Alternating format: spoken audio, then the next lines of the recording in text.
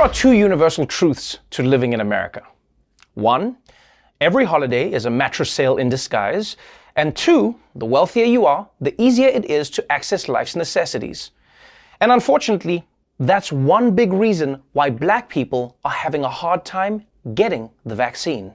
Race and income really determine your access to resources, and that's no different with COVID. Studies show more than 30% of Black adults don't have broadband internet, leaving many without information online about where and how to get vaccinated. If you don't have great high-speed internet, you don't have a computer, how can you jump in line to make an appointment? Black residents are significantly more likely than white residents to live more than a mile from the closest vaccination facility. Researchers also found Black people are less likely than whites to live near a pharmacy, clinic, hospital, or health center that can administer COVID-19 vaccines. Over 50% of the Chicago Black communities were so-called pharmacy deserts, low-income neighborhoods where pharmacies are far from the population and people don't have regular access to vehicles, compared with just 5% in white communities. San Francisco's pharmacy desert is zip code 94124. 92% of the population is Black and Hispanic, and there's only one retail pharmacy for the more than 35,000 people who live there.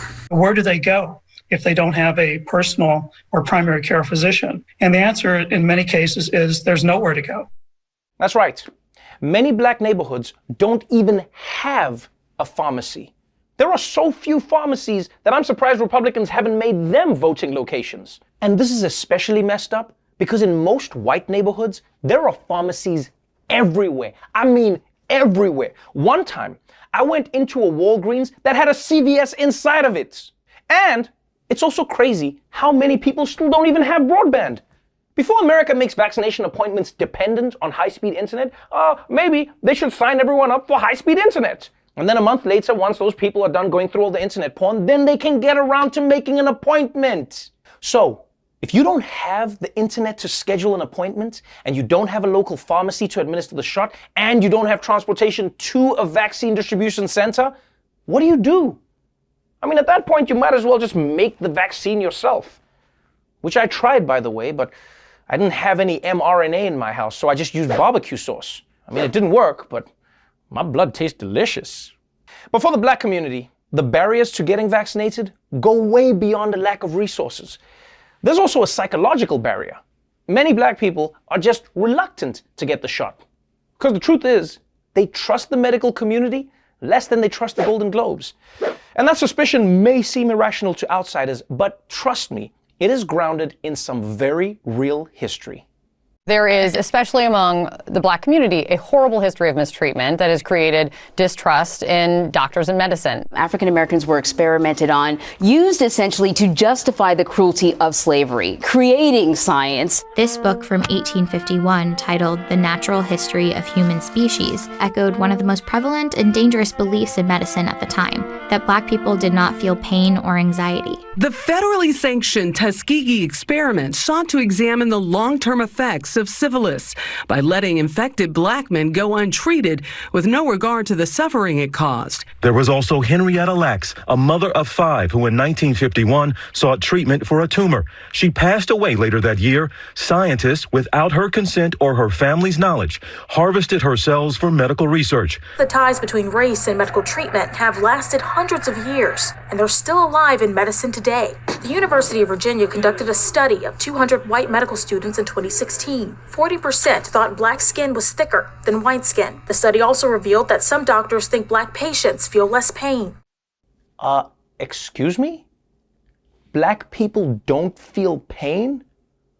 Well, I guess you've never met a man named Michael Jordan. He's been crying about everything for 10 years.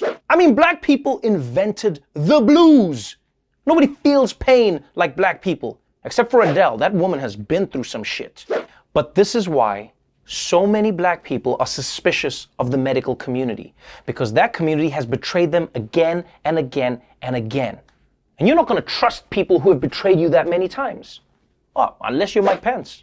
But unfortunately, this mistrust actually hurts Black people, because these vaccines are safe. Believe me on this, white people would never let Martha Stewart get one if it was dangerous. I mean, if something ever happened to her, they would have no idea how to match their centerpieces to their napkin holders. It would be chaos. And because this anti-vaccine sentiment is hurting the black community, black leaders are now stepping in to try and get the message out through an institution that the community does trust, the church. Black churches have long been a source of guidance and strength for the community it serves. It's the reason why black clergy across the country are teaming up with medical professionals and local officials to educate and encourage people to get the COVID-19 vaccine. Dr. Anthony Fauci in a virtual face-to-face with Baltimore's faith and community leaders. We need your help. Part of a strategy aimed at getting a message in to the black community. On Friday, black pastors from several Boston churches received their first round of the Moderna COVID-19 vaccine. They're also here to educate and reassure the minority community the vaccines are safe. Reverend Liz Walker says she preaches about three things: truth, love, and lowering anxiety. Her focus now is spreading the truth about the vaccine. Half her congregation says they won't take it. Some believe God will save them. I always respond that, yes, you should put your trust in God. But remember, God uses doctors. That's right. God uses doctors. I mean, not all doctors. You know, Dr. Phil is the devil's work. But doctors who are actually doctors, well, they're doing the Lord's work. And props to people like Dr. Fauci for speaking to black churches and for not doing that thing that white people do when they visit a black church, where they start talking like Martin Luther King Jr. And I can tell you that we as a people will get to herd immunity. Hey man, you can just use your normal voice. Oh, thank God. Oh, my voice was killing me. And if you ask me, black church is the #1 place to reach black people. I mean, the only other place that would make sense is a Versus on Instagram and a black barbershop. But that one wouldn't work, because then they just get sidetracked debating which vaccine is the greatest of all time. Nah, man, listen up. Polio is the greatest vaccine of all time. The hell it is, man. What about mumps? Mumps? Man, don't bring that mumps bullshit into my shop. Look, the point is, encouraging vaccination through the church is a great idea. It's actually something that The Daily Show wants to get behind, which is why we asked Pastor Roy to help us out. Thank y'all for logging on to the Lord this morning. It has come to my attention that some of y'all are looking at the COVID vaccine the way Jesus looked at Judas during the Last Supper. Suspicious. And look, I understand that the medical community has done unholy things to black people, but I'm here to tell you to put your trust in the trinity of Moderna, Pfizer, and Johnson & Johnson. Because if you get the Rona, Jesus can't put his hands on you. He's social distancing.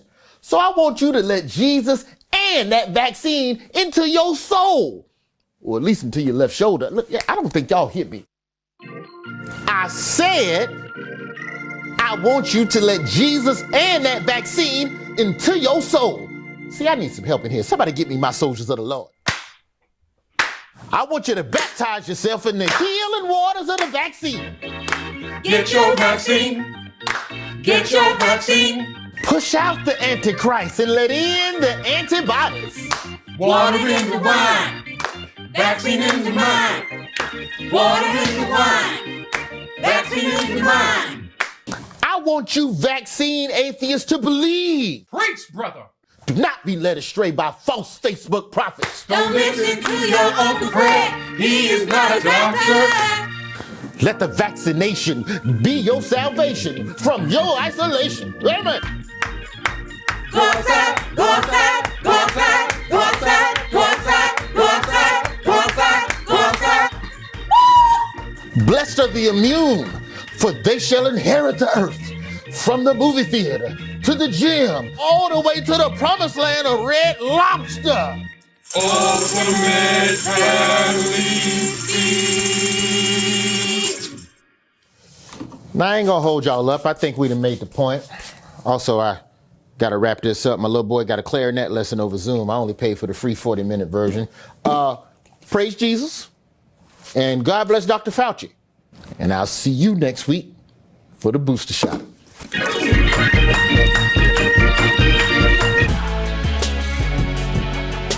It's no secret that white people have had an easier time getting ahead in America. But one of the most important reasons for this might surprise you. For millions, owning a home remains at the heart of the American dream.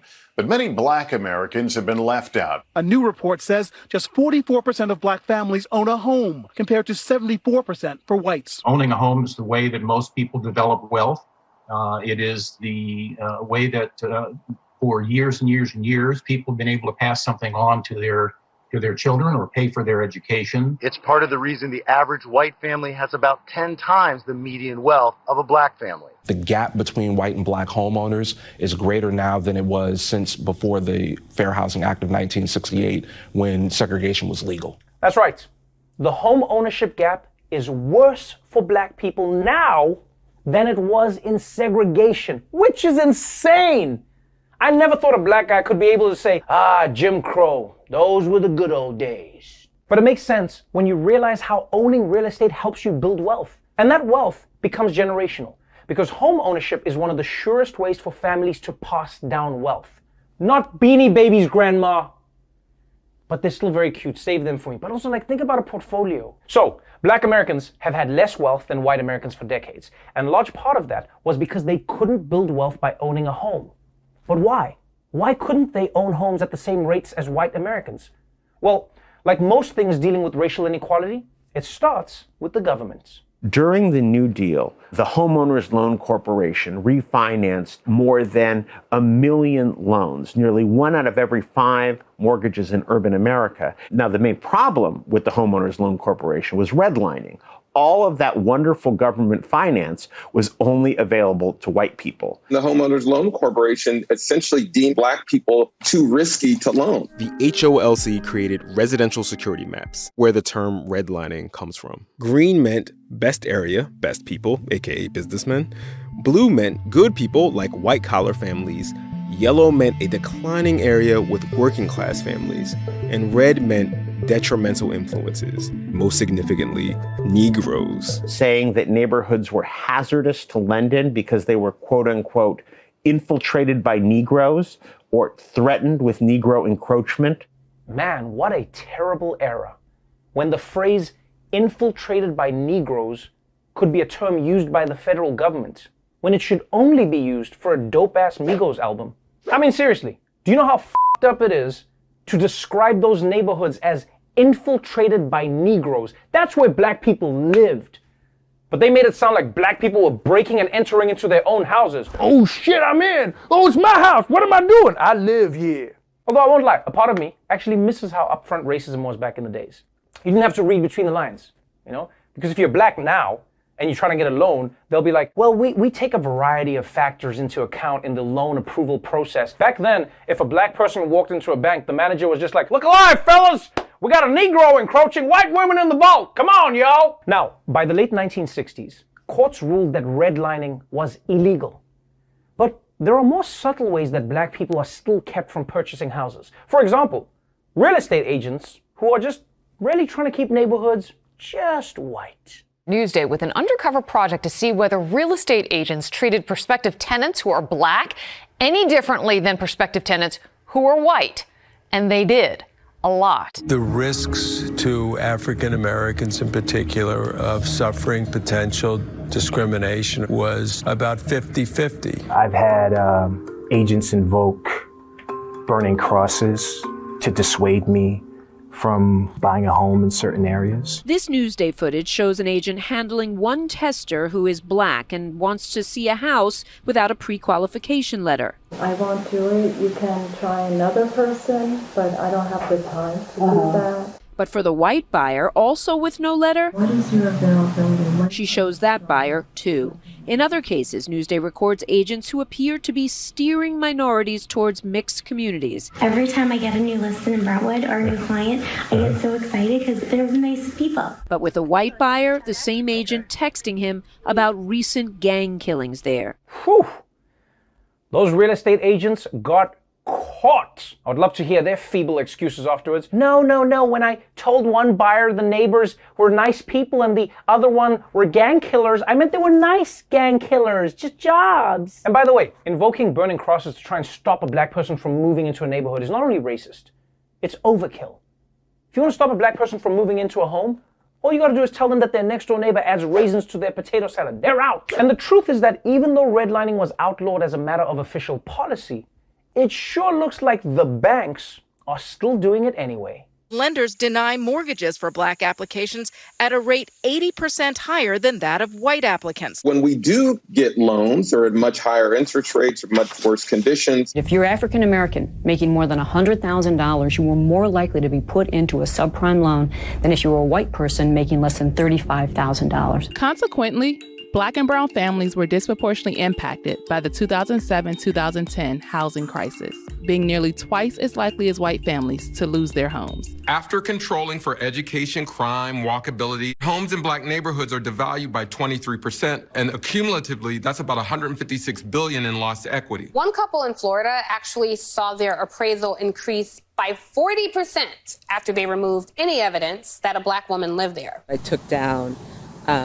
the family pictures that we had in the home and, basically any markers that there were African Americans living in the house. Replacing them only with photos of her husband and his white family. When the second appraisal comes back, the value of their house shot up more than $100,000. Think about that. Her home appraisal went up $100,000. $100,000! Getting rid of her family photos did more for her home value than putting in a swimming pool. And again, can we all agree that this is racist? Yeah? Because just having pictures of Black family members shouldn't drive down the value of a house. Just because you have pictures of Black people? I mean, unless that Black person is R. Kelly. And then it's like, I don't care that the basement is spacious. I know what was happening in there. So when it comes to racial discrimination in housing, America has come a long way. And there's still a long way to go. But until the government gets serious about racial discrimination in mortgage lending and home selling, well, Leo Devlin has got you covered. Are you trying to sell your home but can't get a good price because you Black? You're trying to get a new house, but these real estate agents are keeping you in the poorhouse. Well, pack that moving van, because Leo's got a plan. Introducing Leo Devlin's Home Whitification. I'll make your house look so white, they'll think Wes Anderson live in this bitch. I'll throw out all your family photos and replace them with watercolors of boats. I'll even throw in a diploma from Dartmouth. Art history, oof, you know that's white. Your library is gonna get whitified too, with David Sedaris, The Life of Pi, and of course, How to Be Anti-Racist by Ibram X. Kendi. Oh, that's white hot. And nothing says white like adding exposed brick. Man, that's rustic as hell.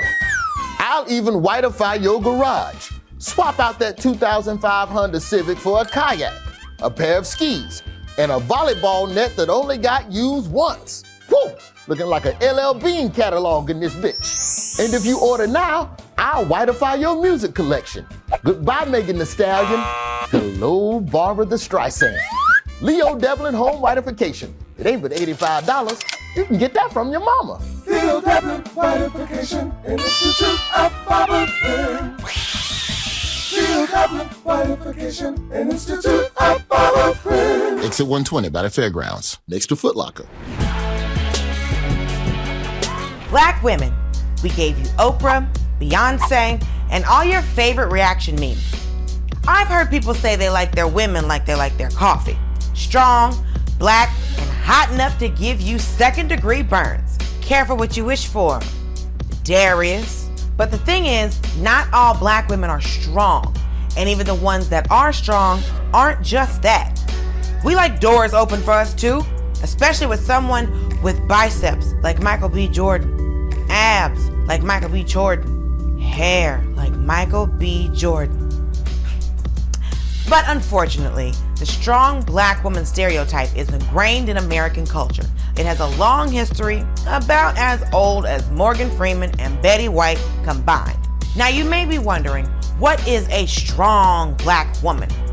It's the idea that Black women are emotionally resilient, naturally selfless, too proud to ask for help, and can succeed with no resources. So basically every character played by Viola Davis. The irony is the strong Black woman stereotype was started by Black women to combat all the negative ones. See, in the aftermath of slavery, there were really only two stereotypes of black women. You were either some sex temptress Jezebel or a mammy who was just there to smother people in her bosom. In response, black suffragette Mary Church Terrell coined the strong black woman motto, lifting as we climb. And I get what she was going for, but lift as we climb? Even bodybuilders don't do both at the same time. You can't expect a black woman to do more than Schwarzenegger in his prime.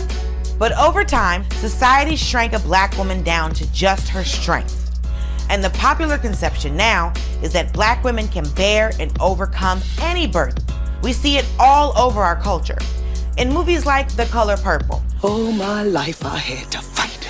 And how can we forget Ghost, where Whoopi Goldberg literally has to let a white man use her body to rub foreheads with his fiancé. Even when black women only have one line, it's strong as hell. Move, or you will be moved. Damn, at least let her say hello. But Dulce, what's wrong with being perceived as strong? Isn't it a good thing? No, not if black women destroy their mental and physical health trying to live up to it. And not if people think black women are so strong, they make them do all the work on their own. Look at Stacey Abrams. She helped Democrats win Georgia, and before you knew it, she was being asked to fix vaccine distribution, the New York subway, and Kim and Kanye's marriage. The stereotype even reaches the doctor's office. Black women are less likely to be properly diagnosed, they have a much higher maternal mortality rate, and they're less likely to be believed about their symptoms and pain. So a black woman basically has to be a doctor to know everything that's going on with her body and then convince another doctor that that's what's happening. I was in a car accident. I have contusions, lacerations, and internal bleeding. Get me a morphine drip and prep surgery stat. We'll get you a couple of Band-Aids and you'll be fine. What? So, the next time you see a black woman struggling at work or trying to lift a box, help her. Don't just stand there like you're about to see Wonder Woman in action. In fact, if you're in the New York area, I'm moving this week, and I could use some help moving my couch. Because I'll be damned if I'm gonna pull my back lifting my own couch.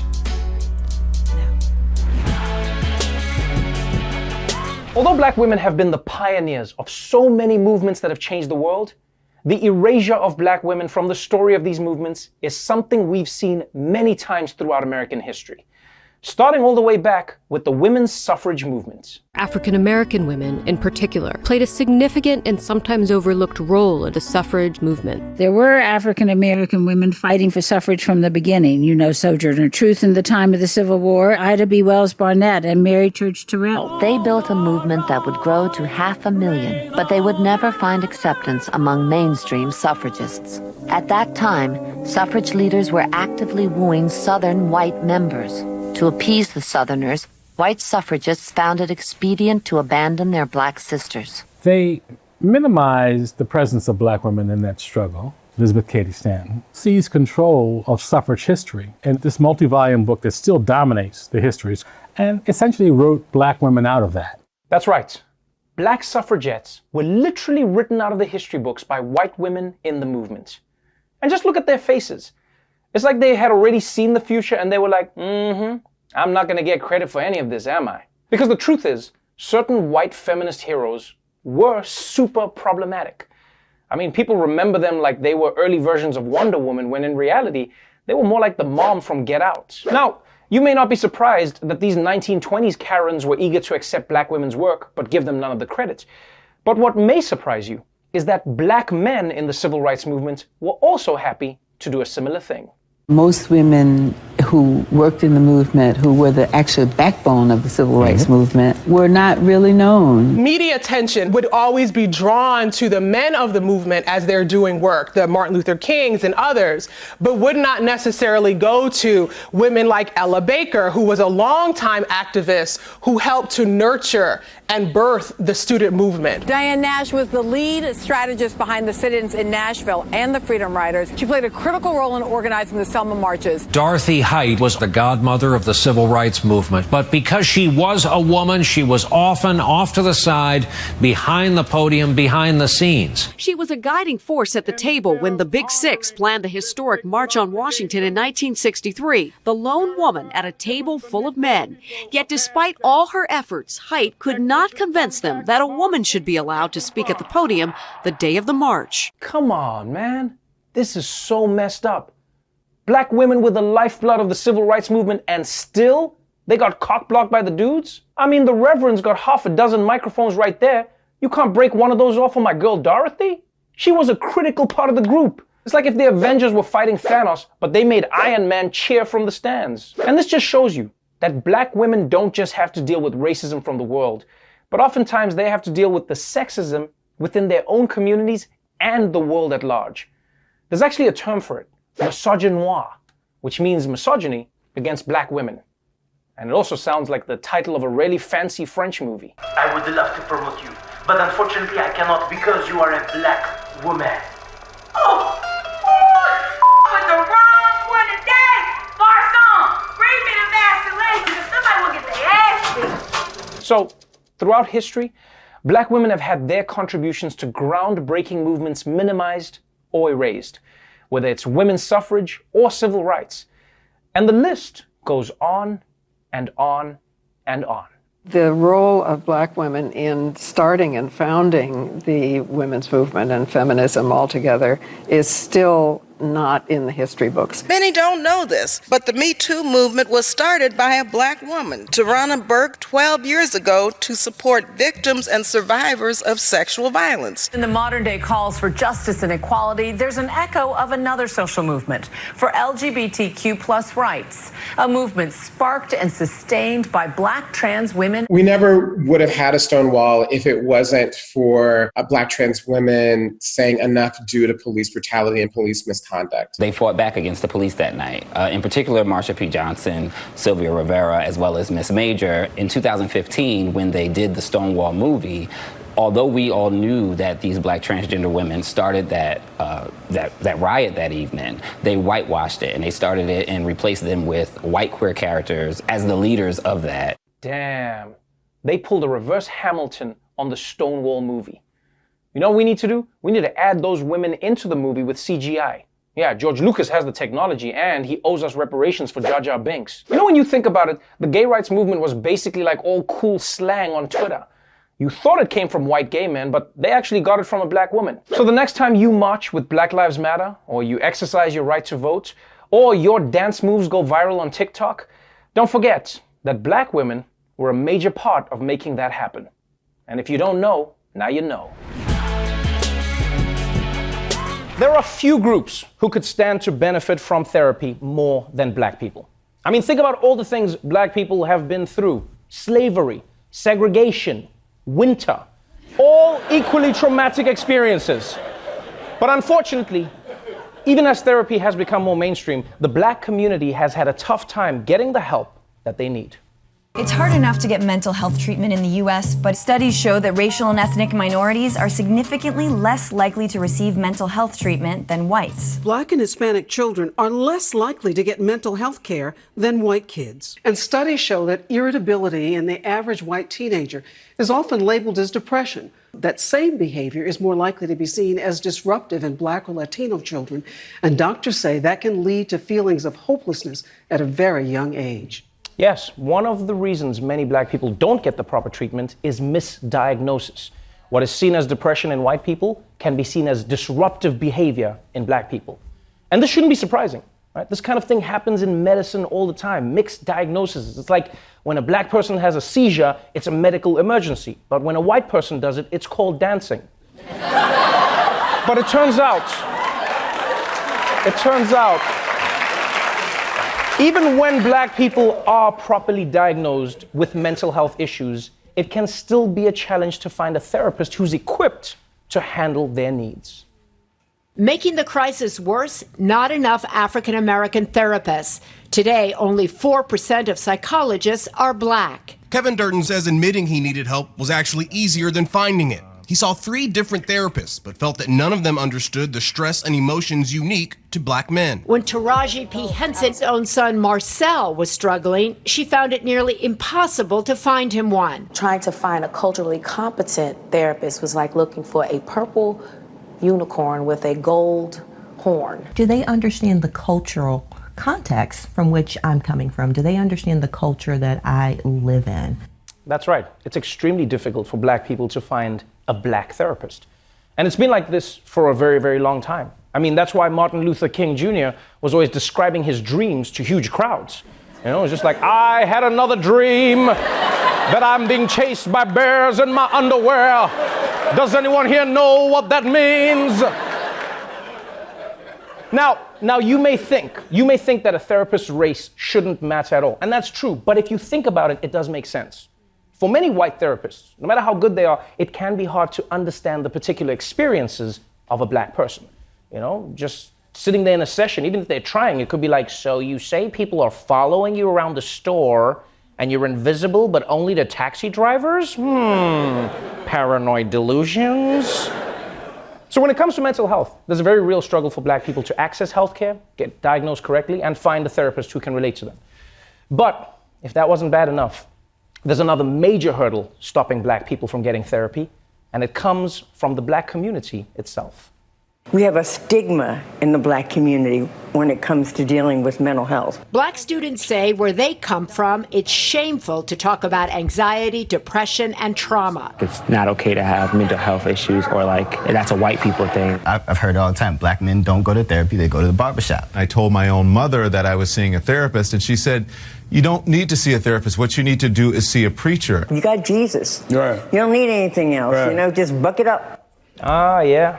That's a line every black person knows all too well. You don't need therapy, you need Jesus. And my response is always, why can't we use both? Because church is a great place for community, but therapy is great for one-on-one mental health needs. I mean, I bet Jesus himself wished he could have gone to therapy at times, you know? Just be like, so my best friend betrayed me, and I was born in a freaking barn, plus my birthday always falls on Christmas, so I only get one set of presents. It's so shitty. So yes, part of the problem is that there's a major stigma in the black community around therapy. And honestly, I can understand why many black people would rather deal with problems at church. It's a familiar place for us, right? You trust the people there, and it's also a fun atmosphere. Like, therapy doesn't seem fun. Church is cool. I get it. In fact, that's what I was thinking. Maybe that's one way we could try and help solve this therapy crisis. We need to make therapy a little bit more like black church. And I think it would be pretty dope. I don't know, it's just really hard for me to let people in. And I feel like it's probably because every time I show affection, it just feels like weakness. Did y'all hear that? Did y'all hear what Brother Jabuki just said right here? Brother Jabuki said that he can't show affection because it feels like weakness. But before we can understand what hurt us, you gotta understand who hurt us. Who hurt your Brother Jabuki? Oh, wow. I would probably say my father. Because he was really emotionally distant, but then so was his father, which is probably where he got it from. The sins of the father passed down from generation to generation. And what will break this cycle other than a reflective analysis of the ego's hold on your psyche? I need to self-actualize. You need to what? Self-actualize? Self-actualize. Self-actualize. Self-actualize. Self-actualize. Self-actualize. Self-actualize. He's gonna empower himself. Overcome his demons. Deal with his forgotten memories. Repression. Confront his dysfunctional avoidance of intimacy. He didn't go to prom. He didn't go to prom. He didn't go to prom. He didn't go to prom. Well, we're out of time. We can pick this up next week. Right. Thank you so much. I've just been going through a lot, and it was really helpful to talk. Sorry. It should actually be covered. I have Blue Cross. Son, the only cross in my network is Jesus.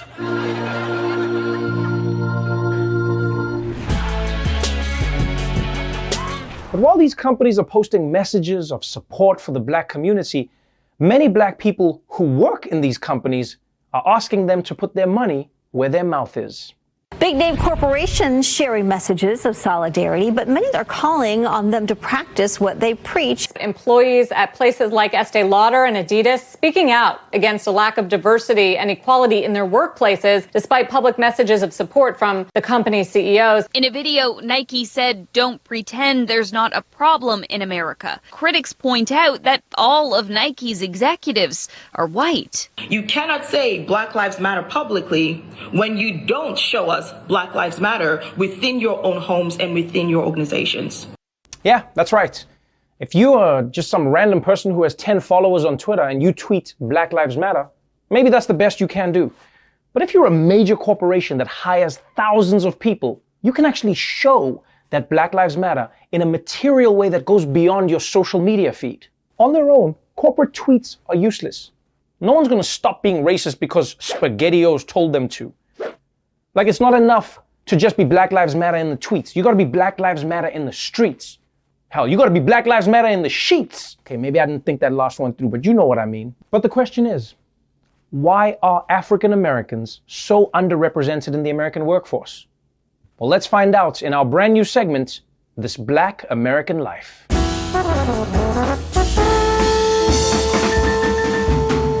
Why aren't more African Americans hired in American companies?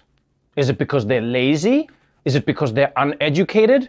Or is it because offices are just way too cold? Well, despite what your racist uncle might post on Facebook, the truth is, for many black Americans, getting a job is almost impossible. And it's because their blackness stops them from even getting in the door. Blacks are the last hired and the first fired. White males are hired based on potential. Blacks are hired based on demonstrated accomplishments. Going back a quarter century, statistically speaking, very little has changed for black applicants. Whites receive, on average, 36% more callbacks than African Americans and 24% more callbacks than Latinos. Thousands of made-up resumes were mailed to employers, identical except for the names. Half black-sounding, half white. The results? Black-sounding names were 50% less likely to get follow-up calls.